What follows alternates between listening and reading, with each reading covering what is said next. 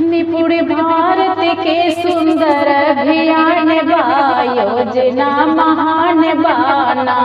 निपुण भारत के सुंदर अभियान बा, योजना महान बाना। फैल ज्ञान के प्रकाश हुए बच्चन के विकास, फैल ज्ञान के प्रकाश हुए बच्चन के विकास, हुए बच्चन के विकास, हुए बच्चन के विकास, हुए बच्चन के विकास, हुए बच्चन के विकास। पूरा लक्ष्य होई दिल में अरमान बा, योजना महान बाना। पूरा लक्ष्य होई दिल में अरमान बा, योजना महान बाना। निपुण भारत के सुंदर अभियान बा, योजना महान बाना। निपुण भारत के सुंदर अभियान बा, योजना महान बाना। 3 वर्ष पे पढ़ाई बाल बाटिका में होई, 3 वर्ष पे पढ़ाई बाल बाटिका में होई, बाल बाटिका में होई, बाल बाटिका में होई, बाल बाटिका में होई, बाल बाटिका में होई। भाषा गणित के विकास के विधान बा, योजना महान बाना। भाषा गणित के विकास के विधान बा, योजना महान बाना। निपुण भारत के सुंदर अभियान बा, योजना महान बाना। निपुण भारत के सुंदर अभियान बा, योजना महान बाना। बह विद्या के बयार ज्ञान अमृत की धार, बह विद्या के बयार ज्ञान अमृत की धार, ज्ञान अमृत की धार, ज्ञान अमृत की धार, ज्ञान अमृत की धार, ज्ञान अमृत की धार। प्रतिज्ञा कौशल विकास पे भी ध्यान बा, योजना महान बाना। प्रतिज्ञा कौशल विकास पे भी ध्यान बा, योजना महान बाना।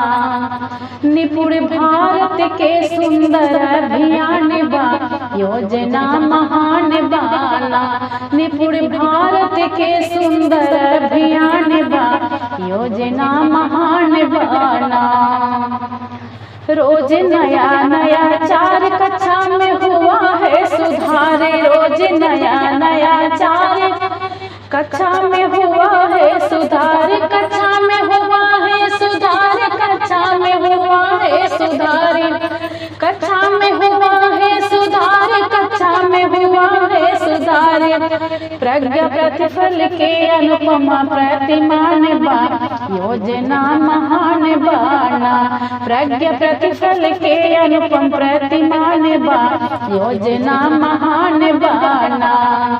निपुण भारत के सुंदर अभियान बा, योजना महान बाना।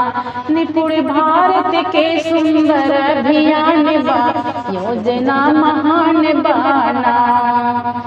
आई योगी सरकार हुआ शिक्षा में सुधार, आई योगी सरकार हुआ शिक्षा में सुधार, हुआ शिक्षा में सुधार, हुआ शिक्षा में सुधार, हुआ शिक्षा में सुधार, हुआ शिक्षा में सुधार। गाँव गाँव में भाग्य जगमगान बा, योजना महान बाना। गाँव गाँव में भाग्य जगमगान बा, योजना महान बाना। निपुण भारत के सुंदर अभियान बा, योजना महान बाना। निपुण भारत के सुंदर अभियान बा, योजना महान बाना। जय हिंद, जय भारत।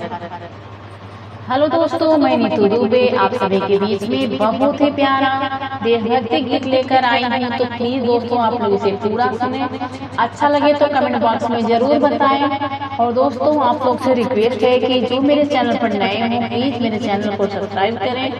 वीडियो को जितना ज़्यादा हो सके उतना ज़्यादा आप लोग शेयर करें। Thank you.